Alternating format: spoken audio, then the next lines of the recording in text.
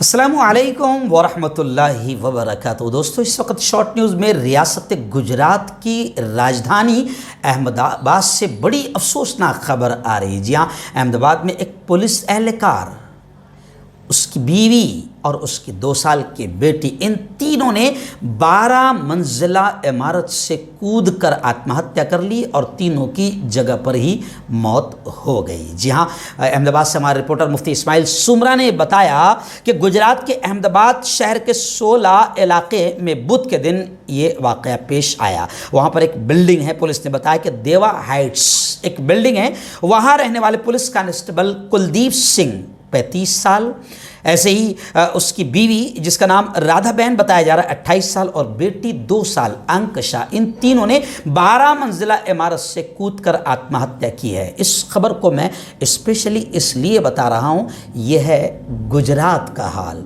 और गुजरात की राजधानी अहमदाबाद से ये खबर आ रही है। यानी विकास पुरुष मोदी जी के गुजरात का ये हाल है कि पुलिस एहलकार भी अपने बीवी बच्चों के साथ आत्महत्या कर रहे हैं। तो जाहिर बात है, ये विकास पुरुष के मुंह पर एक तमाचा है।